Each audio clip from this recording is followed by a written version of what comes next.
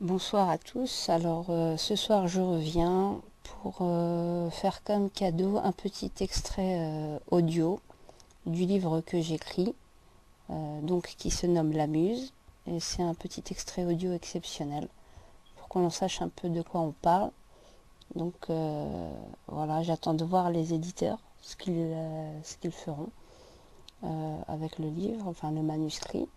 C'est à peu près Là, je l'ai écrit en page A4, je suis quasi à 500 pages. Donc peut-être que ça va faire un bon 600 ou peut-être un peu plus, je ne sais pas. Parce que j'aborde beaucoup de choses, aussi bien l'histoire que la guerre d'Algérie, que l'identité nationale, que la musulmane ou la censure.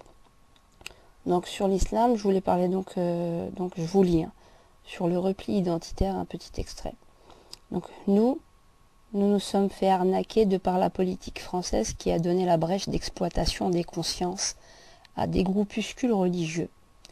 Par le rejet institutionnel de certains politiques français qui ont maintenu la ségrégation, ils ont en réalité donné une plus grande amplitude et accès au repli identitaire.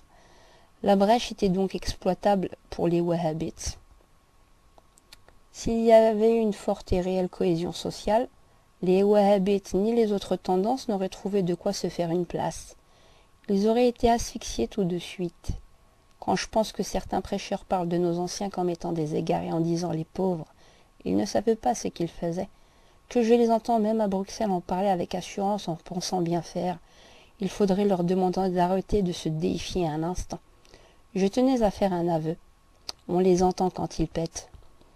En ridiculisant la culture et les rites de nos anciens, ainsi que leurs fêtes, ces pseudo-salafs Pokémon ont voulu nous effacer la mémoire. En prenant l'islam en otage et en nous ressassant sans cesse que nous n'avons que de fêtes en islam, alors qu'il se base que sur des hadiths plus que contestables. D'ailleurs, s'il n'y en avait que deux, pourquoi faire à Ashura? Je tenais donc à leur répondre.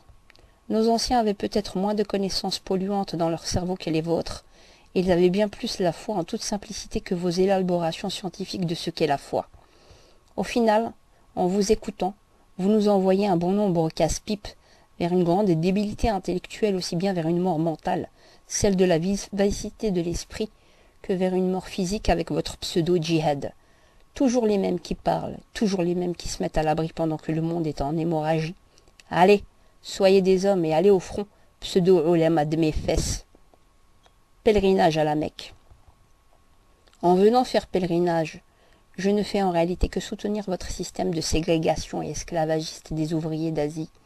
Je cautionne, en y venant, la construction incessante de luxe qui cherchent à culpabiliser les pèlerins, alors qu'en réalité vous cherchez la domination. Rien n'est fait par réelle charité. J'alimente vos caisses pour que vous vous autorisiez à faire la guerre à des innocents et des civils au Yémen. Je cautionne vos guerres physiques comme idéologiques. Si la Kaaba avait une bouche, elle vous cracherait dessus, traître du message divin, traite au prophète Mohammed sallallahu alayhi wa sallam. Les premiers à l'avoir trahi pour choisir la vie d'ici-bas, le luxe et la luxure à la sueur de vos esclaves bâtissant les monstres de béton, de verre et d'or. Voilà le veau d'or version 2.0, les pharaons qui souillent la ville sainte et cherchent à dominer le monde. Avec vos peines capitales, vos 2 poids 2 mesures dans la loi du talion, Omar ibn al-Khattab vous en donnerait des gifles s'il était encore vivant. Je dis non à votre logique mortifère, non à votre bêtise intellectuelle, non à votre obscurantisme, non à l'asservissement des hommes et votre rage de domination. Vous ne nous ferez jamais dire « Hubel ».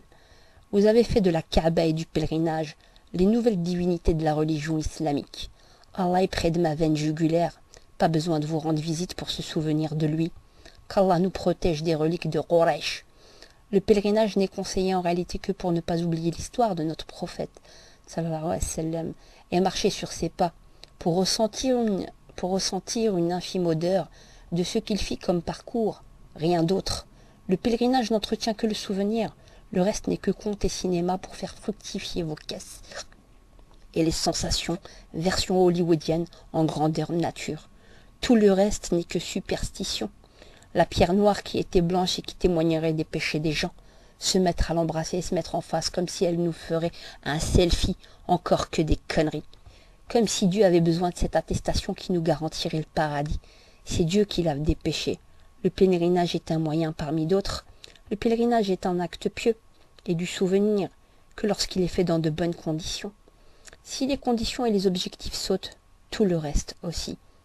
Que faites-vous des moutons sacrifiés lors de l'Eid après à Arafat? Vous les recouvrez de terre car la puanteur face à la chaleur risque de monter. Vous ne mettez pas le maximum de moyens pour traiter la viande, la mettre en conserve et offrir comme acte de charité au monde entier dans le besoin, le don des musulmans du monde. Vous préférez enterrer leurs dons et leurs sacrifices, être la main qui retient les bienfaisances des musulmans pour le monde entier. Vous la retenez pour mieux dominer. Votre charité n'est pas une vraie charité. Sans compter la vanité que cultivent les fidèles en revenant du pèlerinage. Attention, c'est un hajj lui, et elle c'est une hajja, tu leur dois le respect. Ils deviennent en général les pires injustes croyant avoir gagné le pardon divin d'une manière définitive. Que de faux calculs. Ils ont l'arrogance à peine dissimulée, qui souvent les trahit même avec leurs pieuses paroles qu'ils aiment tant nous dérouler comme un tapis. Toute l'image de marque par la suite qui s'entretient. Que de la tartufferie. Mais de qui se moque-t-on? Voilà, je vais m'arrêter là. Et bon commentaire.